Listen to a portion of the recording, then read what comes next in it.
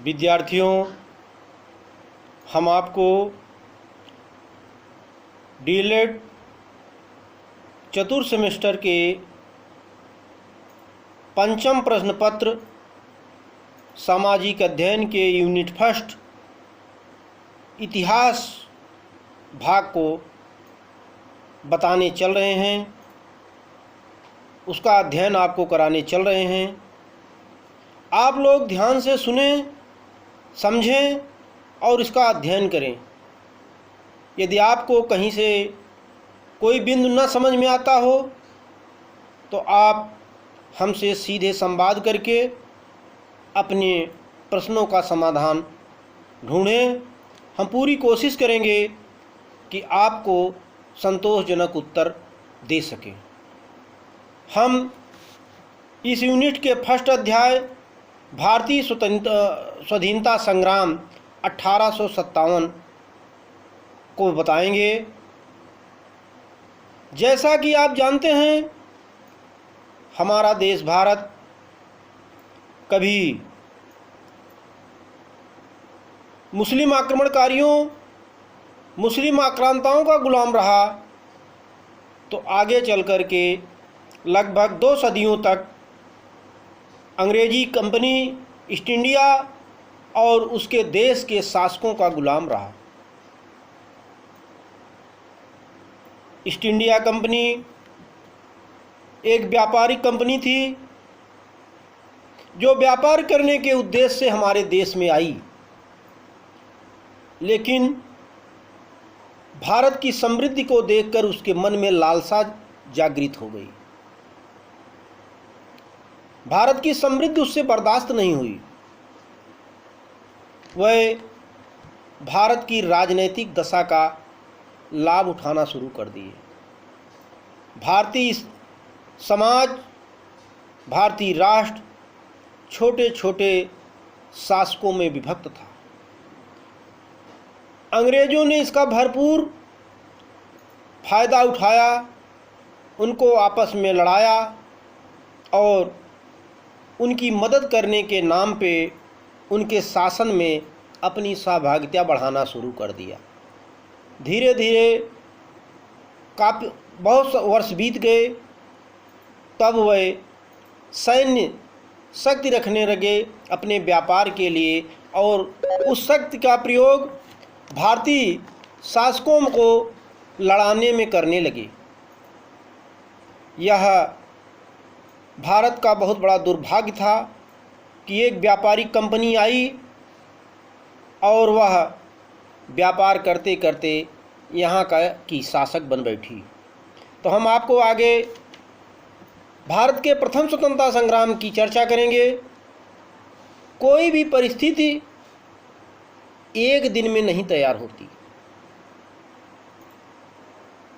1857 की क्रांति के ठीक 100 वर्ष पहले, कितना वर्ष पहले?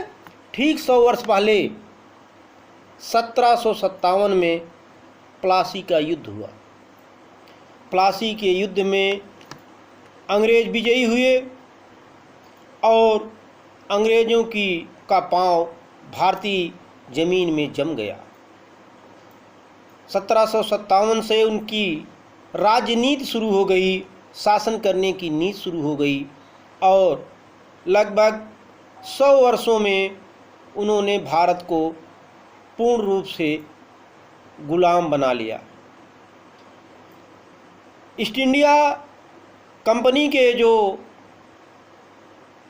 अधिकारी होते थे, गवर्नर जनरल होते थे, वह ऐसी नीतियां अपनाए कि भारत को, भारतीय शासकों को, भारत की जनता को लड़ाते रहे और उसका किसी न किसी रूप में फ़ायदा उठाते रहे।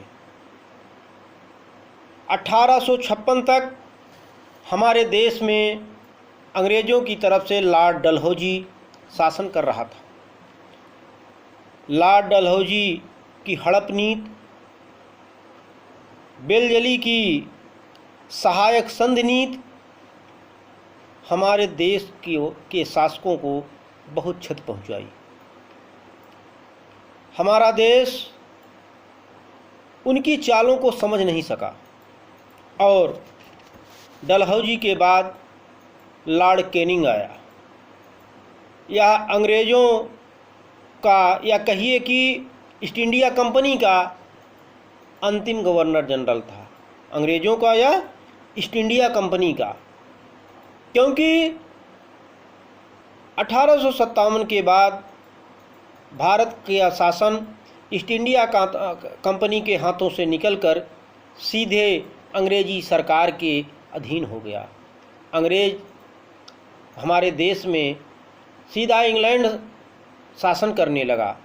ईस्ट इंडिया कंपनी की भूमिका को समाप्त कर दिया गया। 1857 की क्रांति में हमारे देश के लोगों को छला गया। अंग्रेज छल बल, सैन्य बल, अर्थ बल आदि पर भारतीयों को मजबूर कर दिए। भारत के सभी राजा, सभी शासक अंग्रेज़ों के साथ एकजुट भी नहीं हुए, फिर भी अनेक लोग एकत्रित हुए संघर्ष के लिए। देश को दास्ता की बेड़ियों से मुक्त कराने के लिए, देश को स्वतंत्र करने के लिए एक गंभीर प्रयास शुरू हुआ और उस प्रयास के अंतर्गत हमारे देश के किसानों, कारीगरों, शिल्पकारों, राजाओं, सिपाहियों आदि ने अंग्रेज़ों के विरुद्ध अपना संघर्ष शुरू कर दिया। यद्यपि 1857 के पूर्व भी भारत में अलग अलग स्थानों पे अलग अलग समुदायों ने, शासकों ने अंग्रेज़ों का पूरा विरोध किया। जैसे कर्नाटक का, मैसूर का शासक टीपू सुल्तान, सन्यासियों और फकीरों ने बंगाल में विद्रोह किया, सिपाहियों ने कई जगह पे छोटा छोटा विद्रोह किया।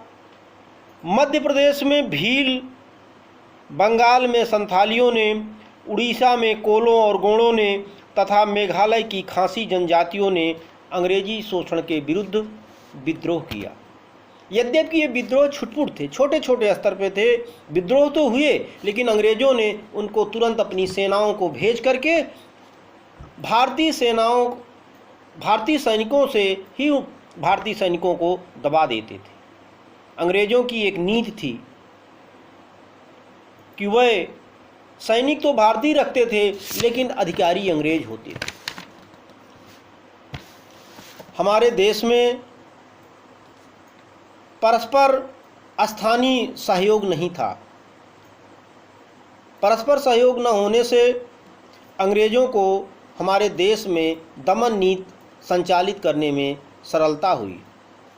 लेकिन 1857 का विद्रोह एक संगठित विद्रोह था। इसके लिए हमारे देश के लोगों ने 150 वर्षों से अंग्रेजी शासकों का भारत में हस्तक्षेप बहुत ही बड़ा कारण था, क्योंकि उसके माध्यम से वे भारतीय जनता का शोषण करते थे, भारतीय शासकों को ठेस पहुंचाते थे। एक संदेह का वातावरण था, किसी भी प्रकार का कोई विश्वास नहीं था लोगों का। इस प्रकार 1857 का विद्रोह अनेक वर्गों ने मिलकर एक साथ आकर के किया। यद्यपि भारत के 1857 के विद्रोह के अनेक अन्य कारण भी थे, जिसमें से प्रमुख कारण था राजनीतिक कारण। राजनीतिक कारण में वेलेस्ली डलहौजी की नीतियाँ सबसे अधिक जिम्मेदार थे। जैसा कि किसी शासक को पुत्र न होने पे दत्तक पुत्र लेने का अधिकार नहीं था, किसी को कुशासन का आरोप लगा करके, किसी को जनता के खिलाफ बगावत करवा करके, जनता से बगावत करवा करके शासकों को किसी न किसी विद्रोह में दबवा करके, सहयोग करके कोई न कोई रास्ता अपना लेते थे। उनका था एन केन प्रकारेण उनकी सत्ता को तोड़ना। मुग़ल शासकों से बहादुर शाह जफर को लाल किला खाली करने का आदेश, नवाब वाजिद अली शाह से लखनऊ छोड़ने का आदेश, झांसी पे संतान न होने का आरोप, सितारा की रियासत, नागपुर की रियासत आदि को मिलाना शुरू कर लिया, जिससे भारतीय लोग, भारतीय शासक उनके विरुद्ध उठ खड़े हुए।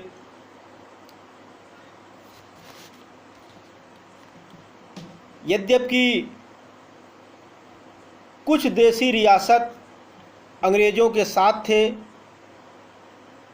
लेकिन सतारा, झांसी, नागपुर और बिठूर यह जैसे लोग अंग्रेज़ों के कट्टर शत्रु हो गए थे। अंग्रेज नए तालुकेदार वर्ग का उदय हुआ, नए शासक वर्ग का उदय किए। उनके माध्यम से भारत पर शासन करने की नीति को अपनाना शुरू कर दिया। किसानों में असंतोष, क्योंकि कर अधिक लगता था, अनायास का कर लगा देते थे, जमींदारों को मनमानी लगान वसूल करने की छूट दे दिया था। यह राजनीतिक कारण इस प्रकार के थे कि जिससे भारत में अंग्रेज़ों के प्रति असंतोष की भावना जागृत हो गई थी। सामाजिक कारण भी थे। विलियम बेंटिक ने हमारे देश में सती प्रथा का अंत कर दिया। आगे चल कर के डलहौजी ने विधवा विवाह को रोक दिया। उच्च वर्ग के लोगों को पेंशन समाप्त कर दिया। जिनकी पेंशनों को छीना था उनकी जागीरों को भी छीन लिया। इससे जागीरदार वर्ग में अंग्रेज़ों के प्रति असंतोष फैल गया। यही नहीं, इतना ही नहीं, अंग्रेज भारत में अंग्रेजी नीति लागू करने के लिए अंग्रेजी शिक्षा पर विशेष बल देते थे। उसके प्रचार प्रसार के लिए प्रतिदिन नए नए निर्देश देते रहते थे। अंग्रेज़ों की इस शिक्षा, अंग्रेजी शिक्षा के प्रसार से भारत का हिंदू वर्ग में ब्राह्मण, मुस्लिम वर्ग में मौलवी अंग्रेज़ों की इस नीति से नाराज चल रहे थे। सन 1850 में कंपनी ने एक कानून पास किया जिसमें यह कहा गया कि जो भी व्यक्ति अपना धर्म छोड़ देगा, हिंदू हो या मुस्लिम, वो अपना धर्म त्याग करके ईसाई धर्म स्वीकार कर लेगा, उसको उसकी पैतृक संपत्ति में भागीदार बना लिया जाएगा। क्योंकि पूर्व समय में जिनके माता पिता की मृत्यु हो जाती थी तो उनके बच्चे ज़मीन पे अधिकार नहीं रख पाते थे। उस समय का नियम था कि पुनः ज़मीन का बंटवारा ज़मीन का वितरण फिर से किया जाएगा, क्योंकि जिसको जमीन संपत्ति या ज़मीन मिलती थी उसके मृत्यु पर वह ज़मीन जमींदार की हो जाती थी और वह पुनः वितरण करता था लोगों के बीच। इसलिए किसान, जो भारत का बहुसंख्यक वर्ग था, वह अंग्रेज़ों से बहुत नाराज़ था। इससे हिंदू और मुस्लिम दोनों अंग्रेज़ों के द्वारा अपना अपमान समझने लगे। आर्थिक कारण भी था। अगला कारण आर्थिक कारण था, जिसके कारण अंग्रेज़ों के विरुद्ध विद्रोह हुआ। अंग्रेज़ की कंपनी ईस्ट इंडिया भारत को एक उपनिवेश का मतलब होता है, जैसे कुछ व्यक्तियों के कई जगह खेत होते हैं, मकान होते हैं, पाही, जिसको हम सरल शब्दों में पाही कह सकते हैं, वैसे ही अंग्रेज़ों ने भारत को एक उपनिवेश बनाया। इंग्लैंड भारत से कच्चा माल ले जाता था, फिर उनको सस्ते दामों पे, दाम नहीं देता था, सस्ते दामों पे भारत से कच्चा माल ले जाता था, जैसे कपास, नील आदि वस्तुओं को अपने यहाँ फिर मशीन से तैयार करके पक्के माल के रूप में भारत लाता था और भारत की बाज़ारों में उसी माल को ऊंचे दरों पे बेचता था। इससे सबसे अधिक भारत का वस्त्र उद्योग प्रभावित हुआ। वस्त्र उद्योग सबसे अधिक प्रभावित हुआ और भारतीय शिल्पकार वर्ग की दशा बिगड़ती गई। अंग्रेज़ों ने भारतीय कुटीर उद्योगों को तहस नहस कर दिया। भारत में बेरोजगारी फैल गई। क्या फैल गई? बेरोजगारी फैल गई। भारत में अकाल पड़ा। किसानों का असंतोष, आर्थिक रूप से किसान टूटना शुरू हो गए और लगान वसूलने में सख्ती। सेना से भारतीयों को केवल शंका के आधार पे निकाल दिया जाता था, जिससे वह सब अंग्रेज़ों के शत्रु होते गए।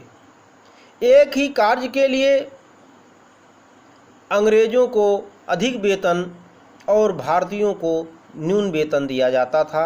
साथ ही उच्च पदों पर भारतीयों की नियुक्ति नहीं होती थी। इसका मतलब यह हुआ कि अधिकारी अंग्रेज, कर्मचारी भारतीय। यह आर्थिक असंतोष भी एक बड़ा या प्रमुख कारण था। अगला कारण के रूप में धार्मिक कारण है। कंपनी भारत पर लंबे समय तक शासन करना चाहती थी, जिसके लिए उसका मानना था कि भारत के लोगों को भाषा का गुलाम बनाया जाए, अंग्रेजियत का गुलाम बनाया जाए। वह उनके जो धर्म प्रचारक थे, हिंदू धर्म की बुराई करते थे, ईसाई धर्म की प्रशंसा करते थे। शिक्षण संस्थाओं में ईसाई धर्म का प्रचार प्रसार किया जाता था। अन्य विद्यालयों में धार्मिक शिक्षा, जो भारतीय विद्यालय थे, उसमें धार्मिक शिक्षा नहीं दी जा सकती। गोंद लेने की प्रथा तो डलहौजी ने ही समाप्त कर दी थी।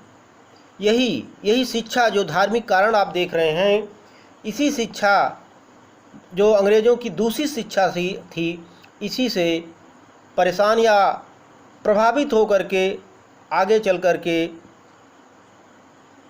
लाला लाजपत राय, बाल गंगाधर तिलक आदि लोगों ने भारत में डीएवी कॉलेजों की स्थापना की थी।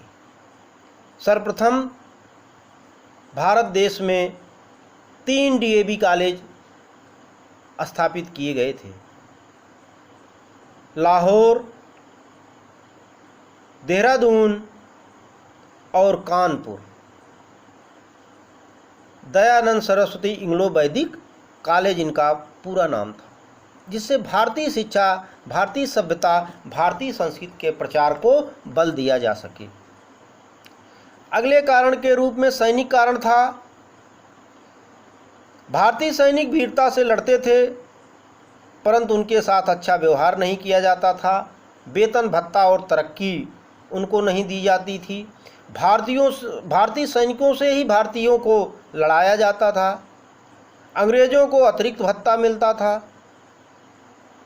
ब्राह्मण सैनिक समुद्र पार जाना नहीं चाहते थे, उनके धर्म विरुद्ध था, उनको जबरदस्ती भेजा जाता था।